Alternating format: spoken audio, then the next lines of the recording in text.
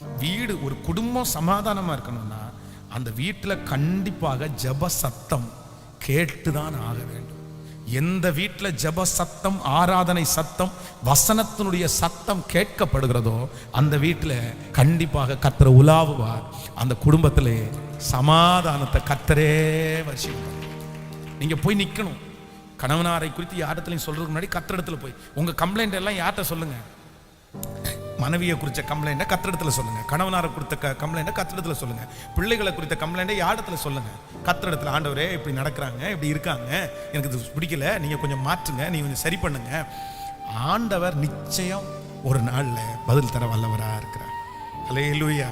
So number 2, இரண்டாவது, என் குடும்ப சமாதானத்திற்காய் நான் இனி என் வாயை வேறு யாரிடத்திலும் திறக்க மாட்டேன். கர்த்தரிடத்துல மட்டும்தான் நான் திறப்பேன். அமைதியா இருங்க, ஒண்ணுமே சொல்லாதீங்க. சிலருக்கு ஒரு பெரிய பழக்கமே இருக்கு.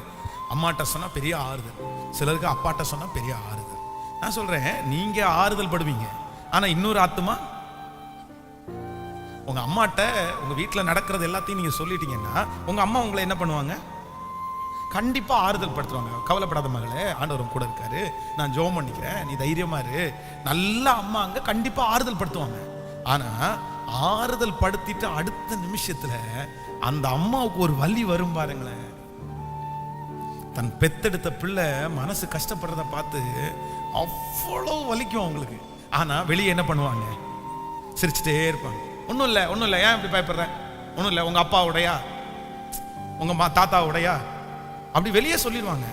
அது நான் என்ன நம்புறேன் அப்படின்னா, உங்களுடைய பிரச்சனையை சொல்லி இன்னொருத்தரையும் நீங்க என்ன பண்ணிடாதீங்க.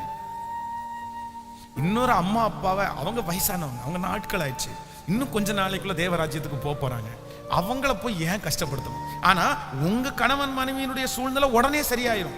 நீங்க ஒரு 2 மணி நேரத்துக்குள்ள சரியாயிருவீங்க. ஆனா உங்க அம்மா அப்பா என்ன நினைச்சிட்டு இருப்பாங்க? சமாதானமா இருக்கிறாங்களோ இல்லையோ, நல்லா இருக்கிறாங்களோ இல்லையோ, ஒவ்வொரு நிமிஷமும் அவங்களுக்கு வந்து கஷ்டமாவே இருக்கும். அதனால முடிந்த வரைக்கும் உங்களுடைய பிரச்சனையை என்ன பண்ணணும்னா தேவ சமூகத்துல தான் வைக்கணுமே தவிர இன்னொருத்தடத்துல. சிலர் வந்து உங்களுடைய பிரச்சனையை கேட்டு குளிர் காயிறவர்கள் நிறைய பேர் இருக்காங்க. ரொம்ப ஜாக்கிரதை. சிலருக்கு அதுவே தான் வேலையா இருக்கும். உங்களுடைய பிரச்சனையை கேட்டு அதுல சந்தோஷப்படுறதா சிலருடைய வாழ்க்கையா இருக்கும். அதனாலதான் உங்க குடும்ப சமாதானத்திற்கு மிக அவசியமானது தேர்ட் பர்சன், மூன்றாவது நபர்களை நீங்க எப்பவுமே உள்ள கொண்டு வரவே கூடாது. கொண்டு வரவே கூடாது. எதுனாலும் கர்த்தரை வச்சு உங்களுக்குள்ள சமாளிச்சிருங்க. ஆண்டவர் உங்களோட இருந்து நடத்துவார். ஆமென். இன்னைக்கு 2 காரியத்தை நம்ம தியானித்தோம். ஒன்று, ஒரு குடும்ப சமாதானத்திற்கு ரொம்ப தேவையானது ஒன்று என்னன்னா நன்றியுள்ள ஒரு உணர்வு. ஸோ நம்பர் 2, இரண்டாவதாக ஒரு குடும்ப சமாதானத்திற்கு ரொம்ப தேவையான ஒன்று என்ன அப்படின்னா, என்னுடைய விஷயங்களை நான் தேவனிடத்தில் சொல்லுவேனே அல்லாமல் மனிதனிடத்திலே எதையும் நான் சொல்லுவது இல்லை. ஆண்டவரே, என்னுடைய உதடுகளின் வாசலை காத்துக்கொள்ளும், என்னுடைய வாயின் வார்த்தைகளை கவனியும், உங்க சமூகத்திலே அது பெருதியா இருப்பதாக. ரொம்ப அவசியமானது என்னன்னா குடும்ப சமாதானம். என்ன சம்பாதிச்சாலும், எவ்வளவு வெளியில வந்து நம்ம வந்து ரொம்ப நல்ல பேர் எடுத்தாலும், பெரிய மற்றவங்க மதிக்கிற அளவுக்கு இருந்தாலும், குடும்பம் சரியில்லைன்னா அவ்வளவுதான், ஒன்றும் இல்லை. அதுவும் நம்முடைய பிள்ளைகளை எல்லாம் சவாலாய் வளர்த்தது என்கிறது அது இன்னைக்கு இருக்கிற நிலைமையில ரொம்ப வித்தியாசமா இருக்குது. ஆனா ஆண்டவர் அதை தருவார். அவர் தான் சமாதான காரணர். அவருக்கு ஒரு நல்ல பேர் இருக்குது, அவர் சமாதான காரணர். அவர் இருக்கிற இடத்துல சமாதானம் நதியை போல இருக்கும். அதனால நான் விசுவாசிக்கிறேன், இந்த ஆண்டு உங்க குடும்பத்துல உங்களுக்கு மட்டுமல்ல, நீங்கள் பார்த்த சகல சமாதானத்தையும் உங்க பிள்ளைகளும் பார்ப்பதற்கு கர்த்தர் கிருபையா இறங்குவார். ஆமென் சொல்லுங்க. அப்போ நீங்க 2 காரியத்தை சொல்ல மறக்க கூடாது. ஒருவேளை உங்க பிள்ளைகளுடைய வாழ்க்கையில ஏதாவது பிரச்சனை, கணவன் மனைவிக்கு அந்த மாதிரி வரும்போது நீங்க சொல்லிக் கொடுக்க வேண்டிய முதல் ஆலோசனை என்னன்னா, அம்மா அப்பா, ஒரு நாள்ல அவனுக்கு இப்படி இருந்திருக்கலாம், இன்னைக்கு ஒருவேளை அவன் அந்த பையன் இப்படி இருந்திருக்கலாம், ஆனா ஒரு நாள்ல அவன் இப்படி இருந்தானே, ஒரு நாள்ல அவன் இப்படி இருந்தால, நன்றியை நினைப்பா, நன்றியை நினை, மறந்துரு, விட்டுரு. அவன் பெலனா இருக்கும்போது இப்படி செஞ்சால, அந்த மாதிரி நன்றி உள்ள ஒரு உணர்வை முதல்ல விதைச்சிருங்க. நம்பர் 2, ரெண்டாவது, யாரு உங்க அம்மா அப்பா நிறைய பேர் இருக்கீங்கல்ல, உங்களுக்காக சொல்றேன், உங்க பிள்ளைங்க வந்து உங்க கணவனாரை குறிச்சோ உங்க மனைவியை குறிச்சோ சொல்லும் போது நீங்க கேட்காம விட்டுற முடியாது. கேட்காம விட்டுற முடியாது. ஏன் அப்படின்னா, நீங்க கேட்காம விட்டீங்கன்னா எங்க அம்மாவே என்ன புரிஞ்சுக்கலன்ற பிள்ளைங்க ஒரு தப்பான எண்ணத்துக்கு வந்துருவாங்க. எங்க அம்மாவுக்கே கேட்க முடியல, எங்க அம்மா புரிஞ்சுக்க மாட்டேங்கிறாங்க, சொல்றதுக்கு முன்னாடியே எங்க அம்மா என்ன தப்பா நினைச்சிட்டாங்கன்றவாங்க. அப்படி எல்லாம் நினைக்காதீங்க. கேளுங்க, கேட்டுட்டு முடிச்சுட்டு சரிம்மா என்கிட்ட நீ சொல்லிட்ட, நான் உனக்காக ஜெபம் பண்றேன். ஆனா உன் பிரச்சனையெல்லாம் யார்கிட்ட சொல்லுனா? ஏசப்பாட்ட சொல்லுமா, ஏசப்பாட்ட சொல்லுப்பா. அவர்கிட்ட போய் நில்லு, அவர்கிட்ட முழங்கால் படியிடு.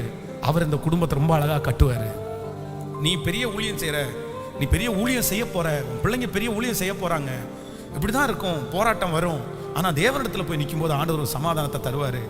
நாங்க பேசுறதுனால எதுவும் நடக்க போறது இல்லை, நாங்க பேசினா பிரிவினைகள் அதிகமாயித்தான் இருக்கும், அதனால வேண்டாம் அப்படின்னு சொல்லி அந்த ஆலோசனையை சொல்லணும். நீங்களும் உங்க மனசுல எப்பவுமே ஃபிக்ஸ் பண்ணிக்கிங்க. இன்னைக்கு போங்க, போயிட்டு நான் சொல்றேன், இந்த ஜெபத்துல யாருக்காவது ஒருத்தருக்கு கணவன் மேல கசப்பு இருக்குதா, மனைவி மேல கசப்பு இருக்குதா, தயவு செய்து நான் சொல்றத நீங்க அன்பாய் கேளுங்க. ஆன்லைன்ல இருக்கிறவங்க கேளுங்க. உங்க கணவன் உங்களுக்கு செஞ்ச நன்மையை ஒரு டைரியில எழுதுங்க. உங்க மனைவி உங்களுக்கு செஞ்ச ஒரு நன்மையை டைரியில எழுதுங்க. நீங்க எழுதி முடிங்க. அதுக்கப்புறம் உங்களுக்கு அவர் மேல பாசம் வருதான்னு பாருங்க, இல்லைன்னா அவங்க மேல பாசம் வருதா இல்லைன்னு பாருங்க. எந்த மனைவியும் தியாகம் இல்லாமல் இல்லை, எந்த கணவனாரும் தியாகம் இல்லாமல் இல்லை. எத்தனை எத்தனை எத்தனை அதை நினைங்க, அதை நினைங்க. அதை நினைக்கும் போது கண்டிப்பாக உங்களுக்குள்ள ஒரு பெரிய மாற்றம் வரும் நான் நம்புறேன். ஆமேன்னு சொல்லுங்க. கத்த பெரிய காரியத்தை செய்வோம். ஏன் அப்படின்னா, நீங்க சரியாகாத பட்சத்துல உங்க பிள்ளைங்க சின்ன பிள்ளைங்களா இருப்பாங்கன்னா இந்த இந்த கட்டு அப்படியே அவங்களுக்கு என்ன பண்ணும்னா கண்டினியூ ஆகிட்டே இருக்கும் பாருங்க. அதனாலதான் சொல்றேன், நான் பேரண்ட்ஸை சில நேரத்தில் வற்புறுத்தி நீங்க கஷ்டம்தான், நிறைய பேருக்கு உடைவு. உண்மையிலே எனக்கு தெரியும் உங்க காயம் ரொம்ப பெருசா இருக்கலாம், பட் நீங்க ஏன் சரியாகணும் அப்படின்னு சொன்னா, அட்லீஸ்ட் உங்க பிள்ளைகளாவது நல்லா வாழணும் இல்ல, நல்லா இருக்கணும் இல்ல, இந்த சாபம் அப்படியே கண்டினியூ ஆயிடக்கூடாது இல்ல, இந்த பிரச்சனை அப்படியே கண்டினியூ ஆயிடக்கூடாது இல்ல. அதனாலதான் நமக்குள்ள ஒரு மாற்றம் வரணும். அந்த குணத்தை எல்லாம் மாத்திக்கிங்க, கிளியர் பண்ணிக்கிங்க. நம்ம போறதுக்குள்ள நம்முடைய குடும்பத்தினுடைய சாபத்தை நம்ம ஜெயிச்சுட்டு தான் கடந்து போகணும். எத்தனை பேர் ஆமோதிக்கிறீர்கள்? நீங்க ஒரு சக்சஸ்ஃபுல்லான ஒரு வெற்றி உள்ள ஒரு கணவன் மனைவியாய் இல்ல வெற்றி உள்ள ஒரு குடும்பத்தை கட்டிட்டீங்கன்னா உங்களுக்கு வர்ற பிள்ளைங்க கண்டிப்பாக அவங்க கண்டிப்பா அவங்க வெற்றி உள்ளவங்கள தான் இருப்பாங்க. அப்படியே கண்டினியூ ஆயிடும், அது அப்படியே அந்த ஆசீர்வாதம் கண்டினியூ ஆயிடும். அதனால நமக்காக அல்ல, நம்முடைய சன்னதிக்காக, நமக்காக அல்ல, நம்முடைய சன்னதிக்காக. ஒருவேளை கணவனால இழந்த அம்மா அங்க ஐயா அங்க இருப்பீங்கன்னா உங்க பிள்ளைகளுக்காக ஜெபிங்க. ஆண்டவரே, என் பிள்ளைங்க 2 பேரும் தீர்க்காய்சோட வாழணும். நான் சின்ன வயசுல இருந்தே என் கணவனால இழந்துட்டேன், ஆனா என் பிள்ளை அப்படி விழுந்துடக்கூடாது, என் பையன் அப்படி இருந்துடக்கூடாது. அவங்க பூரண வயசுள்ளவங்களா மறிக்கணும். எனக்கு தெரியும் இந்த ஜெபத்தில் இருக்கிற நிறைய அம்மாங்க சின்ன வயசுலேயே உங்களுடைய கணவனாரை இழந்து ஒரு ஒத்தைக்கு ஒத்தைக்கு ஒத்தைக்கு வாழ்ந்து சகிச்சு எத்தனை பாடுபட்டீங்க. ஆனா உங்க நிலைமை உங்க பிள்ளைகளுக்கு கண்டிப்பா வரக்கூடாது. ஆமீன். அவங்க தீர்க்காய்சோட வாழணும். அவங்க 2 பேரும் ஒற்றுமையா இருக்கணும். நானும் ஜெபி, இந்த ஃபாரின் எல்லாம் ரொம்ப சிலர்லாம் வெறியா இருக்காங்க. எனக்கு நீ போங்க, நீங்க எப்படி போங்கன்னா 2 பேரும் சேர்ந்து சமாதானமா போய் நல்ல சந்தோஷமா வாழ்ந்தா பரவாயில்ல. கணவன் அங்க, மனைவி இங்க.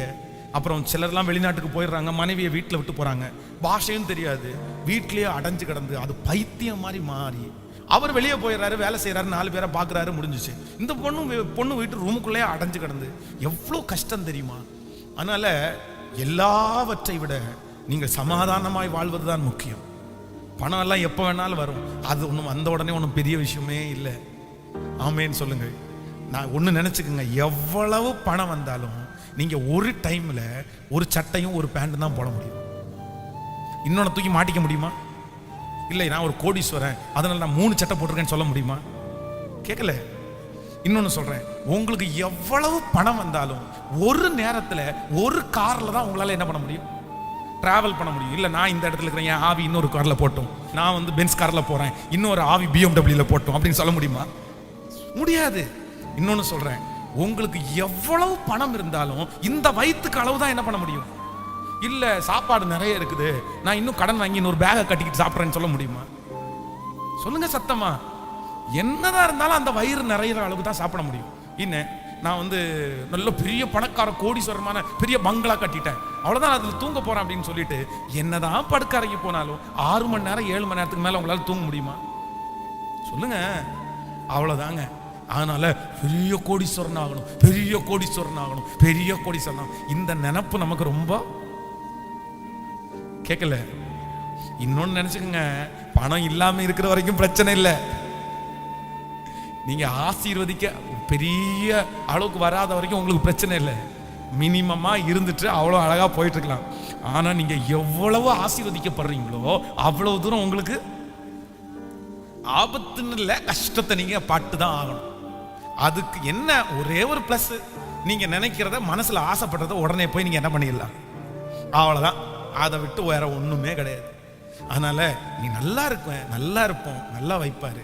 ஆனா ரொம்ப பணம் பணம் பணம் பணம். சிலருடைய குடும்பத்துல பாத்தீங்கன்னா என்ன, அதெல்லாம் வேணாம். நானும் என் வீட்டாருமோ வென்றார் கர்த்தரையே செய்.